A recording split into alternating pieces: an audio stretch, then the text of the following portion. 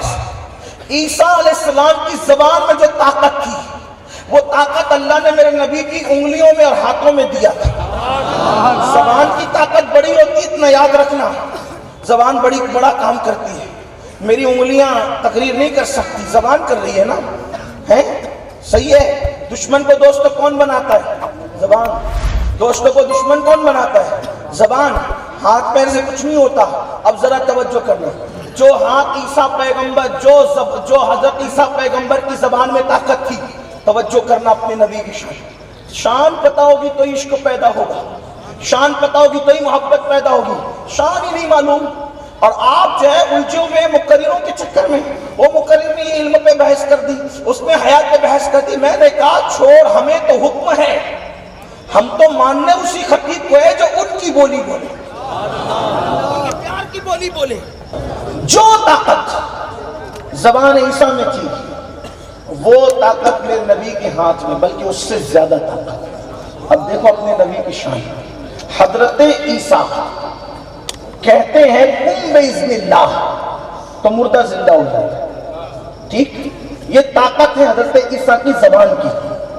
میرے نبی زبان سے نہیں کہتے، کنکریوں کو صرف پکڑ لیتے ہیں تو کنکریاں کلمہ پڑھنے لگتی ہے۔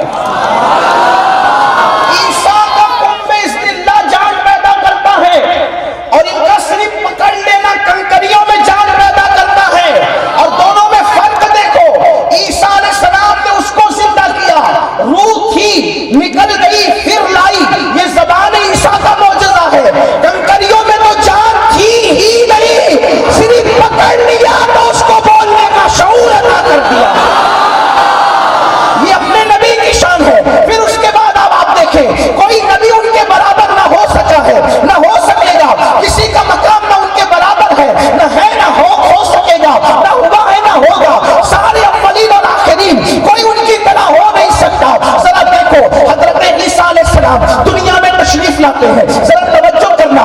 اب اپنے نبی کی میلاد پڑھنے لگا ہے، اللہ اکبر، میلاد مصطفیٰ کی محفل ہے، اللہ اللہ۔ حضرت عیسیٰ دنیا میں تشریف لاتے ہیں، جب آتے ہیں تو ان کی ماں پر تہمت لگی ہوئی تھی، توجہ کریں۔ حضرت عیسیٰ دنیا میں آتے ہیں، ان کی امی پر تہمت لگی تھی، تہمت کیا تھی کہ معاذ اللہ ثم معاذ اللہ، ان کی ماں پاک نہیں ہے۔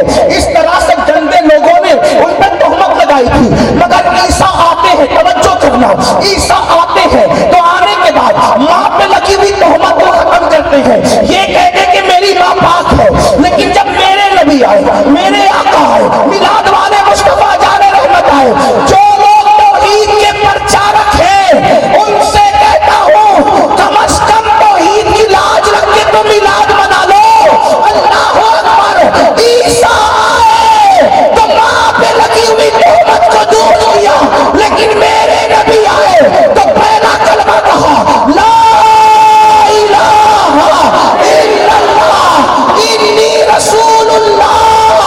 اللہ پاک ہے، ماں پر سے تہمت عیسیٰ ہٹاتے ہیں، اور خدا پر سے تہمت مصطفیٰ جان رحمت۔ کوئی یہ بھی تو دیکھو، انہوں نے آ کے ماں کی پاکی بیان کی۔ میلاد عیسیٰ میں ماں کی پاکی بیان ہوتی ہے، میلاد مصطفیٰ میں خدا کی پاکی بیان ہو رہی ہے کہ جو شرک کی تہمت تم نے خدا کو لگا رکھی ہے کہ فرشتے اس کی بیٹیاں ہیں، یہ بت اس کے مددگار ہے، لا الہ الا اللہ، اللہ پاک ہے ان ساری تہمتوں سے۔ دیکھو آئے تو میلاد والے مصطفیٰ نے توحید پر لگی ہوئی تہمت کو ہٹایا، تو پتہ چلا نادان، میلاد مصطفیٰ تو توحید کی حقیقت کے اعلان کا دن ہے۔ اس کے بعد آپ دیکھیں دونوں کی میلادت کا فرق، دونوں کی میلاد کا فرق، توجہ کرنا۔ اللہ اکبر۔ عیسیٰ آتے ہیں تو آ کر کہتے ہیں انی عبداللہ، انی عبداللہ، انی عبداللہ۔ عیسیٰ آ کر کہتے ہیں میں اللہ کا بندہ ہوں، اور وہ آگے کہتے ہیں انی رسول اللہ۔ توجہ تو کریں نا۔ حضرت موسیٰ کو اللہ نے کہا اس نے تجھ پہ الزام لگایا، کریم سزا تو دے، میں نے تجھے اختیار دیا۔ آپ نے کہا دھسا اس کو زمین میں، وہ دھسا آدھا کمر تک، تو کہا اچھا مجھے دھسا کے میری دولت پہ قبضہ کرو گے؟ تو حضرت موسیٰ نے کہا اس کی دولت بھی اس کے سر پہ رکھ دو.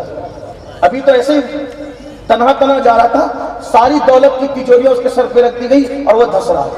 اتنا بڑا دشمن ہے قارون, بدترین پاپی. لیکن میلاد کی بات آپ کو بتاؤں, ہمارے بزرگوں نے اپنی کتابوں میں لکھا جس دن سے حضرت موسیٰ نے کہا دھسا اس کو زمین, اس دن سے لے کر وہ زمین میں دھستا ہی جا رہا تھا. لیکن جب حضور کی ولادت ہوئی تو اللہ نے کہا آج کے بعد یہ نہیں دھسے گا, یہ یہی رہے گا کیونکہ میرا محبوب آ گیا. میلاد مصطفیٰ کی خیرات قارون جیسوں کو فائدہ ملتا ہے. ارے نادان, نہ کوئی رشتہ, نہ کوئی قبیلہ, نہ کوئی خطہ, نہ کوئی محبت, نہ کوئی الفت, بس بات اتنی ہے زمین میں دھس رہا تھا. حبیب نے قدم کیا رکھا, سزا تو ہے اس کے لیے, لیکن محبوب کے قدم کی برکت سے جہاں تک دھسا وہاں تک دھسا, آج کے بعد نہیں دھسے گا کیونکہ میرا محبوب زمین پر آ گیا. کوئی تعلق نہیں ہے, پھر بھی اس کے بعد میلاد کی برکت کس کو مل رہی ہے؟ یہ میلاد ہے. جب قارون جیسے پا رہے ہیں تو غلاموں کے کیا مقام, غلاموں کے کیا مقام ہوں گے؟ بہرحال قارون دشمن رسول, فرعون دشمن رسول, حامان دشمن رسول, اور ابی بن خلف تو اتنا بدترین انسان. رحمت للعالمین نے کسی کو قتل نہیں کیا, لیکن حضور علیہ السلام نے ایک ہی آدمی اپنی پوری زندگی میں قتل کیا ہے. پوری ظاہری حیات میں ایک ہی بندہ قتل کیا ہے, اس کا نام ہے ابی بن خلف. اور وہ بھی قتل کیا تو شان رحمت للعالمین کے ساتھ, صرف نیزہ لے کے اس کو چبا کر کے چھوڑ دیا. پورے میدان میں اچھلتا پھرتا تھا. ابو جہل نے کہا تو عورت تو نہیں ہو گیا, انہوں نے تو نیزہ ہی چبایا اور اتنا اچھل رہا ہے تو کہا تجھے چباتے تو پتا چلتا کہ ان کے نیزے کا حال کیا ہے. اللہ اکبر, واللہ انہوں نے نیزہ لگا کے چھوڑ دیا. اگر وہ مجھ پہ تھوک دیتے تو بھی میں مر جاتا ان کے تھوک کے اندر. اور قوموں کے جتنے گناہ تھے آج وہ سارے گناہ قوم مسلم میں موجود ہیں, لیکن کیوں پتھر نہیں برستے؟ دھیان ہے آپ کا, اس لیے کہ اپنے نبی قبر میں دعا کرتے ہیں, رب حبلی امتی, رب حبلی امتی. یہ دعا کا اثر دنیا میں ہمیں مل رہا ہے. حالانکہ آخرت میں تو جو عذاب ہے وہ تو ہونا ہی ہے, لیکن دنیا میں ان کی دعا کا اثر. کہ روایت میں آتا ہے کہ جب تمہارے کان بجے, کان بجتے نا, کان بجنا سمجھتے ہیں؟ کان بجنے کا مطلب کیا ہوا کہ پیچھے سے کسی نے آواز دی, پلٹ کے دیکھا تو آواز آ رہی تھی لیکن آواز دینے والا نظر نہیں آیا. اس کو کہتے ہیں کان بجنا. امام لکھتے ہیں جب تمہارے کان بجے تو آقا پہ درود پڑھا کر. روایت لکھی انہوں نے. اور پھر تشریح کی درود کیوں پڑھو؟ کیونکہ آقا جو قبر میں دعا کر رہے نا, رب حبلی امتی, رب حبلی امتی, رب حبلی امتی. اللہ کسی بندے پر کرم کرتا ہے اور حضور کی وہ آواز جو آسمان کی طرف اٹھ رہی ہے وہ کسی بندے کے کان میں چلی جاتی ہے, حضور کی آواز. تو اس کو لگتا ہے کہ کان بج رہے, کان نہیں بجتے بلکہ مصطفیٰ جان رحمت کی وہ آواز تجھے سنائی دے رہی ہے, اپنے آقا کی آواز تجھے سنائی. اب بتاؤ میرے بھائیوں, میرے آقا نے رب حبلی امتی کا اتنی محبت کی, وہ جو جملہ مجھے پڑھنا تھا اب وہ جملہ آ رہا ہے. علامہ نقی علی خان اعلیٰ حضرت کے والد امام المتکلمین لکھتے ہیں, اب یہ جملہ اتنی لمبی تقریر کیا, پیدا ہوئے تو رب حبلی امتی, پوری زندگی رب حبلی امتی, بوقت وصال رب حبلی امتی, قبر میں رب حبلی امتی, اٹھتے وقت رب حبلی امتی. یہ ہے ان کی محبت. امام المتکلمین لکھتے ہیں کہ اللہ کے رسول, دھیان دیں, کچھ یاد رہے نہ رہے یہ جملہ گھر جا کے سوچیں, اللہ کے رسول اپنی امت سے کتنا پیار کرتے ہیں, کتنا کرتے ہیں. اندازہ ہے کہ اب وہ لکھ رہے ہیں, بڑے صوفی تھے, بڑے بزرگ تھے, انہوں نے لکھا. کیا لکھا؟ وہ لکھتے ہیں کہ اللہ کے رسول اپنی امت سے, اچھا امت میں کسی کا نام نہیں, یعنی صدیق اکبر سے لے کر امام مہدی کے دور تک ہر امت جو ایمان لے آیا کتنا پیار کرتے ہیں. اندازہ کر لو دماغ میں کہاں تک سوچ سکتے ہو تم لوگ, سوچ لو. لیکن اب سنو اللہ کے ایک برگزیدہ بندے کا لکھا ہوا قول, اور انہوں نے اپنی مرضی سے نہیں لکھا, بزرگوں کا قول انہوں نے لکھا. اللہ کے رسول اپنی امت سے اتنا پیار کرتے ہیں جتنا یعقوب علیہ السلام حضرت یوسف علیہ السلام سے کیا کرتے تھے, اس سے زیادہ محبت، جتنی محبت یعقوب علیہ السلام کے دل میں یوسف علیہ السلام کی تھی، اس سے زیادہ محبت میرے آقا اپنی امت سے کرتے ہیں۔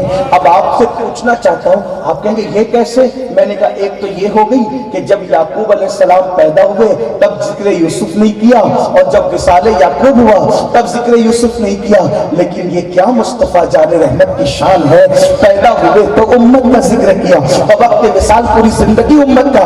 اب آپ سے پوچھتا ہوں، جو نبی یعقوب علیہ السلام یوسف علیہ السلام سے جتنا پیار کرتے ہیں اس سے زیادہ پیار اپنی امت سے کریں، بلکہ قرآن کی ایک آیت کی روشنی میں تو یہاں تک لکھا ہے، اللہ فرماتا ہے محبوب کیا آپ ان کے لیے اپنی جان گنوا دیں گے، آپ ان کے لیے اپنی جان قربان کر دیں گے؟ اس آیت کی تشریح کرتے ہوئے مفسرین نے لکھا کہ میرے آقا تو اپنی جان سے زیادہ اپنی امت سے محبت کرتے ہیں۔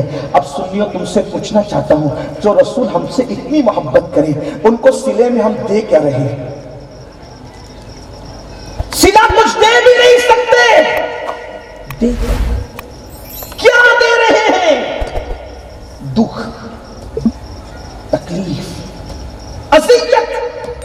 کہیں ہاں، حالانکہ ان کے بارے میں ہمارا عقیدہ ہے تم کو غم سے کیا تعلق، بے کسوں کے غم زدہ ہو، لیکن یہ امتیوں اپنے نبی کا دل دکھائے، اپنے نبی کو تکلیف پہنچا رہے، اپنے نبی کو اذیت پہنچا رہے۔ میرے آقا فرماتے ہیں ہفتے میں 2 دن تمہارے اعمال میرے سامنے پیش کیے جاتے ہیں، جب میں تمہاری نیکیاں دیکھتا ہوں تو خوش ہوتا ہوں، اور جب میں تمہارے گناہ دیکھتا ہوں تو میرا دل ٹوٹتا ہے۔